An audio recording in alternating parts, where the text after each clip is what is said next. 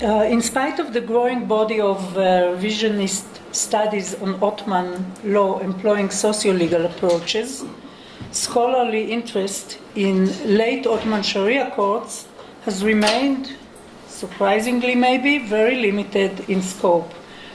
Furthermore, the misleading description of the Ottoman reform judicial system as a dual religious-secular binary has remained as influential as it had been prior to the recent revisionist momentum. The Ottoman legal reforms are associated with new laws, new judicial forms, and new institutions of legal administration, whereas the Sharia courts are constructed as a residue of the Ancien regime, all the more so when described as religious courts, a description that reflects an anachronistic, basically colonial depiction.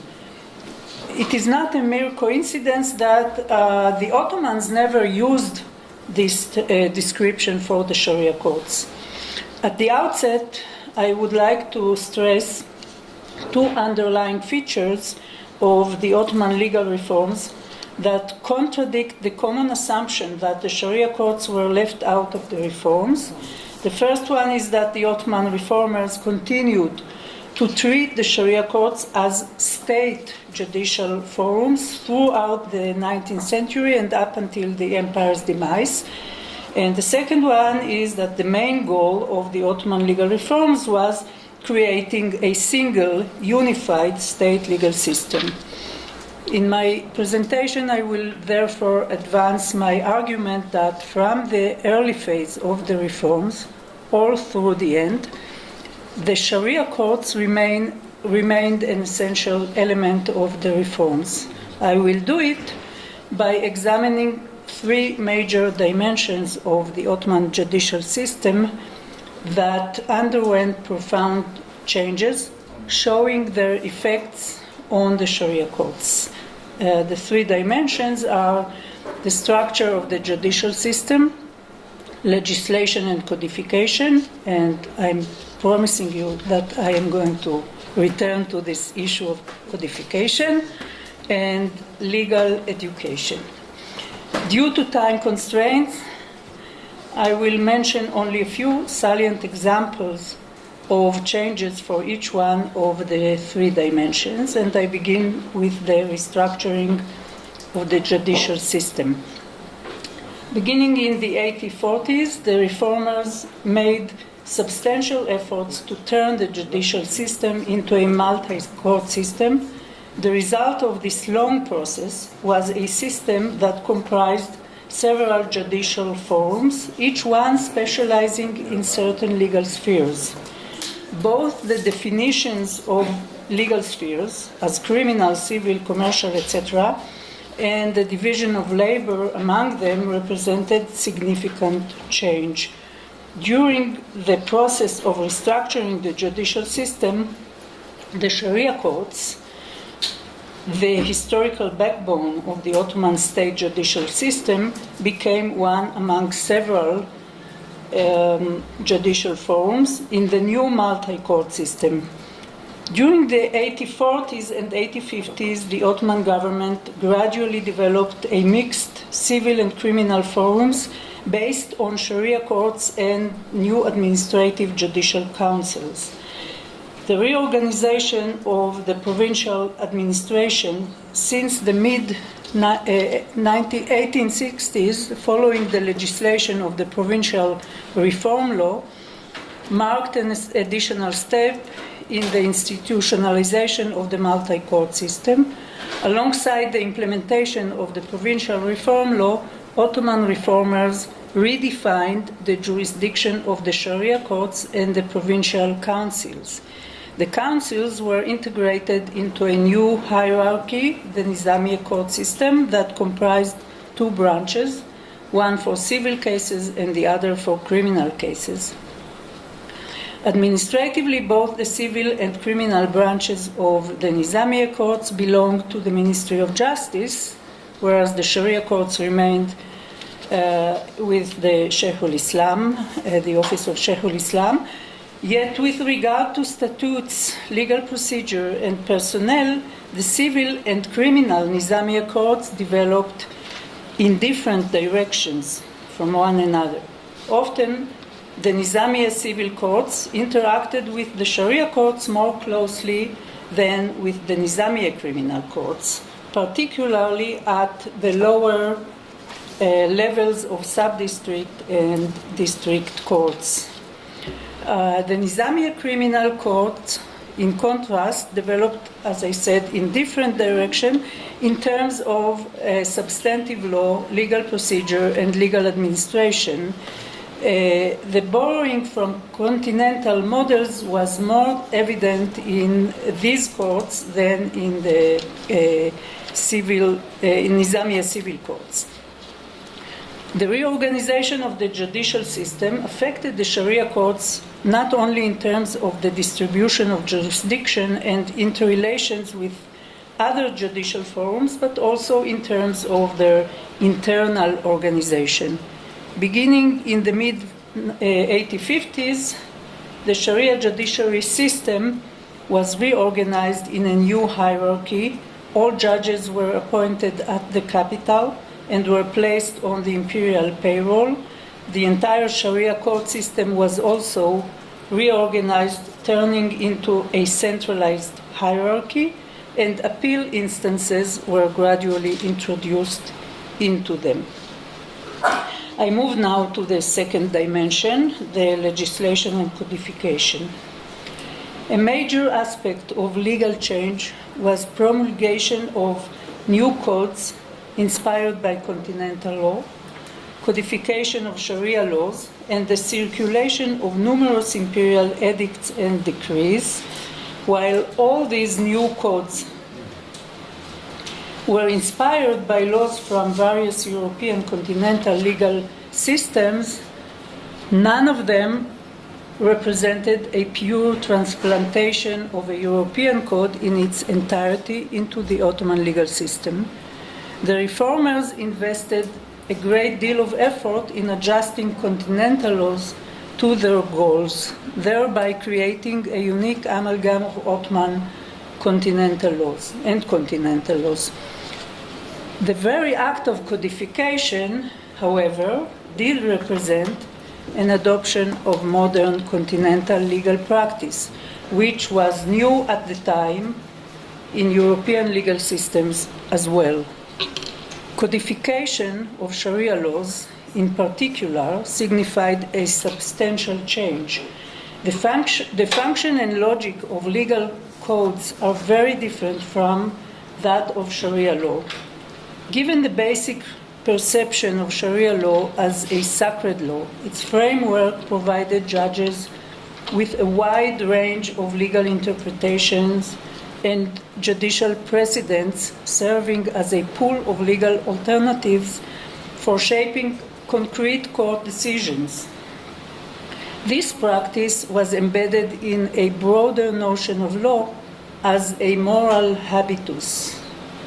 Legal codes, in contrast, are meant to provide judges with a complete set of rules that predetermine rulings for any specific case, a ready-made law. Legal codes represented 19th century trends of standardization of law and its extensive use by rulers, bureaucrats, and the emerging middle classes in various societies all over the world. Thus, when codifying Sharia laws, Ottoman jurists did not change only the form of organization of law books. The change of form set in motion a substantial transformation of the content of Sharia law as well.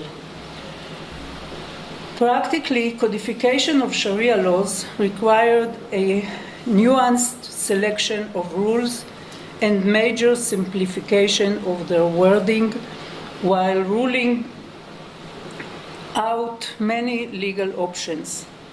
Legal historians often stress the innovativeness demonstrated by the practice of selecting certain rules for creating Sharia codes. The eminent example of such codification was, of course, the Mejeleh, that was legislated during the early 1870s.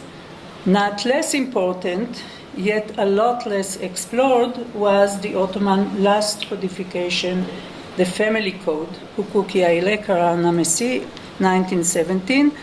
It was one of the most significant projects of Ottoman legal modernization. However, it is misrepresented in the conventional historiography on the late Ottoman period, and its historical significance is hardly studied. In the context of the current discussion, two aspects of the code's significance need to be highlighted. The first one is that the code signified a step forward in the process of creating a unified state judicial system by offering a territorial legal framework, namely, it was a standardized family law designed for Muslims and non-Muslims alike. And the second feature is that the Sharia courts were intended to play an important role in that process by assuming the administrative responsibility for implementing the law. Finally, I will briefly mention the third dimension of change in the judicial system, that is the judiciary and legal education. And since I'm running out of time, I'll just mention the two most important changes in this regard. Firstly, the reorganization of the hierarchy of the Sharia judiciary according to a set of uniform criteria. Among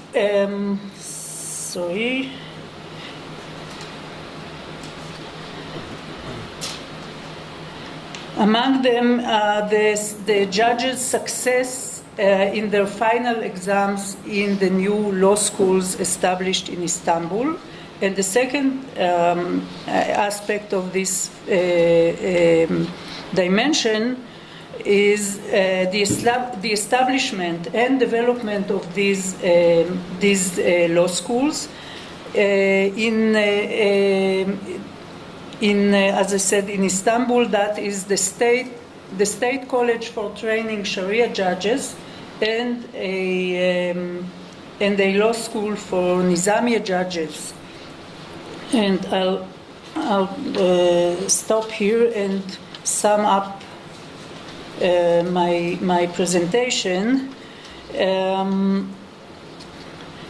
In my presentation, I stressed two features of the transformation of the Ottoman judicial system: a redistribution of labor among various judicial forms, and the unification of the judicial system, strengthening its features as state system. These two trends may seem mutually exclusive, but in fact, they complement each other. This is not to say that the reforms did not entail internal contradictions. Many contradictions, overlaps, confusions, and compromises in the judicial system resulted from the prolonged reforms. There were also numerous political struggles and ideological debates over reform policies along the years.